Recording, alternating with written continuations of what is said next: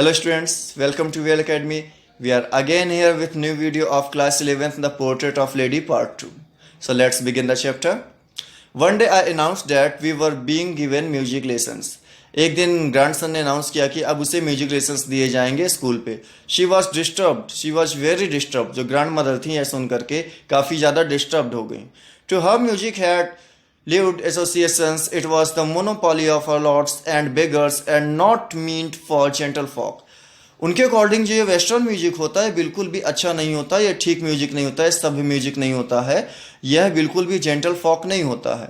She said nothing but her silence mean disapproval. उन्होंने कुछ नहीं कहा लेकिन उनके शांत रहने का मतलब था वह डिसअप्रूव करती हैं इस टाइप की म्यूजिक क्लासेस को. She rarely talk to me after that. अब उन्होंने बहुत कम बात करनी शुरू की मुझसे. Then I went up to university. इसके बाद अब जो राइटर था वो यूनिवर्सिटी गया. I was given a room of my own. Writer को उसका खुद का रूम दे दिया गया. The common link of friendship was snapped. Grandmother और ग्रैंडसन के बीच में जो कॉमन लिंक था फ्रेंडशिप का अब वो खत्म हो गया, क्योंकि पहले दोनों रूम शेयर करते थे, अभी दोनों के पास सेपरेट रूम है. My grandmother accepted her seclusion with resignation. She rarely left her spinning wheel to talk to anyone. अब बहुत कम होता था कि ग्रैंड मदर किसी से बात करे. पूरा दिन वो उस स्पिनिंग व्हील के साथ स्पेंड करती थी. फ्रॉम सनराइज टू सनसेट, सुबह से लेकर के शाम तक she sat by her wheel spinning and reciting prayers. उस व्हील के पास बैठती थी, उसको स्पिन करती थी और अपनी प्रेयर्स रिसाइकिल करती थी, उसको बोलती रहती थी.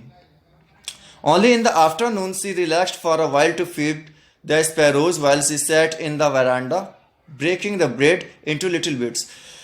सिर्फ दोपहर को आधे घंटे के लिए जब वो बरामदा में बैठती थी अपनी थोड़े से टाइम पास के लिए स्पैरोज को फीडिंग कराती थी, तो बहुत सारे स्पैरोज आकर के उनके आसपास बैठे आती थी और उनको ब्रेड के छोटे छोटे पीसेस करके डालती थी. 100 of little birds collected around her creating a veritable bedlam of chirpings. और बहुत सारी बर्ड्स आ जाती थी उनके आसपास. अब वो क्या करती, जो बर्ड्स थी वो चिरपिंग कर रही हैं. चिरपिंग मीन्स वो आवाज कर रही हैं. Some came and perched on her leg. कुछ आती थी उनके पैरों पे बैठे आती थी. Other on her shoulders. कुछ उनके शोल्डर्स पे बैठे आती थी. Some even sat on her head. कुछ उनके हेड पर बैठे आती थी. She smiled but never shooed them away. वो स्माइल करती थी बट कभी उनको भगाती नहीं थी. It use to be the happiest half hour of the day for her. यह उनके आधे घंटे दिन के सबसे अच्छे और खुशी के होते थे.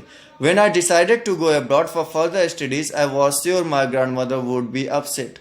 जब मैंने डिसाइड किया आगे के स्टडी अब्रॉड में करने के लिए, तब मुझे पता था कि मेरी ग्रैंडमदर अपसेट होंगी.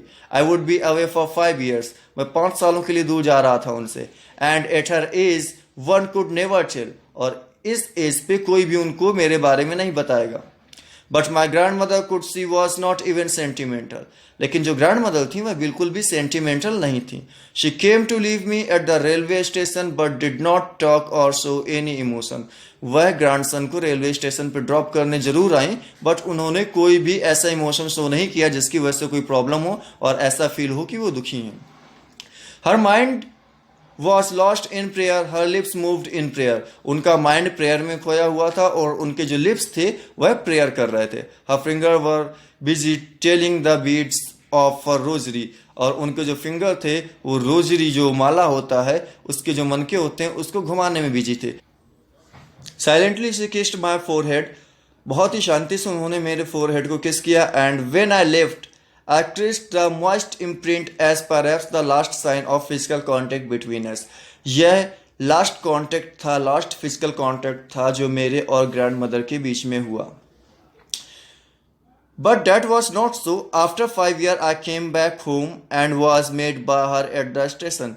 और ये इसके बाद फिर 5 सालों बाद मैं वापस आया और मैं उनसे स्टेशन पर मिला. She did not look a day older. वह आज भी एक भी दिन ज्यादा बूढ़ी नहीं लग रही थी. She did not look a day older. She still had no time for words. और आज भी उनके पास बोलने के लिए समय नहीं था, आज भी वह कुछ नहीं बोली. And while she clapped me in her arms I could hear her reciting her prayers. और जब उन्होंने मुझे गले लगाया तब मैं उनकी रिसाइटिंग के वर्ड्स जो थे प्रेयर के वह सुन सकता था. Even on the first day of my arrival, her happiest moments were with her sparrows whom she fed longer and with frivolous remarks. In the evening, a change came over her. अभी क्या हुआ, जब मैं आया अभी भी उनका सबसे हैप्पीएस्ट मोमेंट जो था वो उनके स्पैरोज के साथ था, लेकिन आज शाम को कुछ अलग हुआ। मोस्टली ये नहीं होता था, बहुत सालों बाद आज शाम को कुछ अलग हुआ। शी डिड नॉट प्रे, आज उन्होंने प्रेयर नहीं की। She collected the women of the neighbourhood, उन्होंने आसपास की मोहल्ले की सारी वुमेन्स को कलेक्ट किया। गॉट एन ओल्ड ड्रम, एक पुराना ड्रम लाई, एंड स्टार्टेड टू सिंग, और गाना गाना शुरू किया। For several hours she thumped the sagging skins of the dilapidated drum and sang of the homecoming of warriors। अब उन्होंने इस तरीके से गाना गाना शुरू किया जैसे कि किसी वैरियर के घर आने पर, किसी योद्धा के वापस घर आने पर लोग खुशियां मनाते हैं। We had to persuaded her to stop to avoid overstraining. That was the first time since I had known her that she did not pray। अब वो बहुत ज़्यादा गाना गा रही थी, बहुत सारा टाइम वो खुशी थी, अपनी खुशी को व्यक्त कर रही थी। यह पहली बार था जब उन्हें देखा गया कि यह शाम को प्रेयर नहीं कर रही हैं। The next morning she was taken ill, और बहुत सारा गाना गाने के बाद, थकने के बाद अगली सुबह वह बीमार पड़ गई। It was a mild fever and doctor told us that it would go.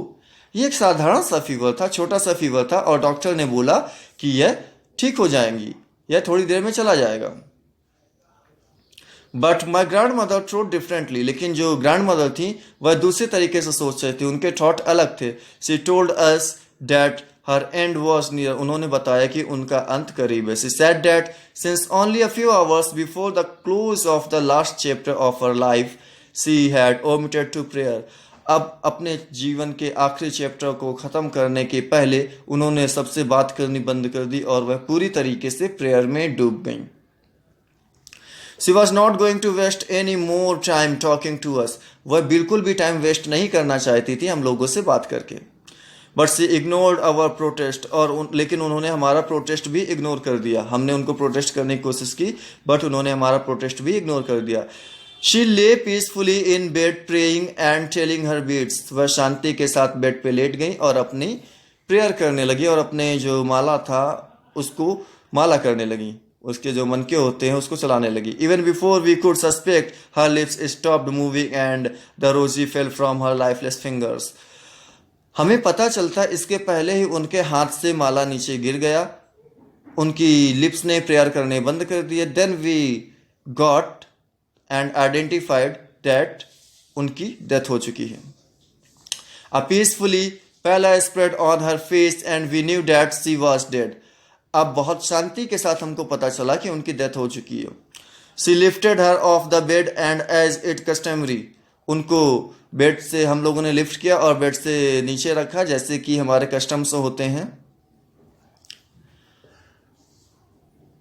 Laid her on the ground and covered her with her red sword, उनको ग्राउंड पे लेटाया गया और एक लाल कलर के कपड़े से ढक दिया गया। After a few hours of mourning we left her alone to make arrangement for her funeral. कुछ घंटों के बाद हमने उन्हें अकेला छोड़ दिया और फ्यूनरल का अरेंजमेंट करने लगे। In the evening we went to her room with a crude stretcher to take her to be cremated। The sun was setting and had lit her room and veranda with a blaze of golden light।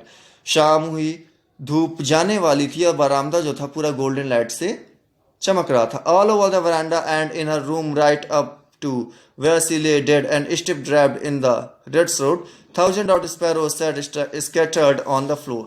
जहाँ पर उन्हें लेटाया गया था अब वो हजारों चिड़िया, हजारों बर्ड्स जो थी, थाउजेंड ऑफ बर्ड्स वहां पर आ गए, उनको आसपास घेर करके बैठ गई। We felt sorry for the birds and my mother felt some bread of them. हमने उन चिड़ियों के लिए, उन बर्ड्स के लिए सॉरी फील किया और जो मेरी मदर थी उन्होंने कुछ ब्रेड के पीसेस बर्ड्स को दिए। The way my grandmother use to and through it to them, ये वही तरीका था जिस तरीके से मेरी ग्रैंड मदर उनको फीडिंग कराती थी। The sparrow took no notice of the bread. अब जो चिड़िया थी उन्होंने ब्रेड के पीसेस पे बिल्कुल भी नोटिस नहीं किया। When we carried my grandmother's corpse off, they flew away quietly। और जैसे ही हमने अपनी ग्रैंड मदर्स को वहां से उठाया, आगे के प्रोग्राम के लिए ले गए, आगे फंक्शन के लिए ले गए, फ्यूनरल के लिए ले गए, तो वो जितनी भी बर्ड्स थी वो चुपचाप वहां से बिना आवाज किए चली गई, उड़ गई। Next morning the sweeper saved the bread comes into the dustbin. अगली मॉर्निंग स्वीपर आया, उसने ब्रेड के पीसेस को डस्टबिन में डाल दिया। And your chapter has been finished. I hope you got the chapter in very well condition and You got the summary in a great way. So thank you for today. We will meet in next video of next chapter. Please get notes from description. There is a PDF by which you can maintain your notes by yourself. Thank you. Have a good day.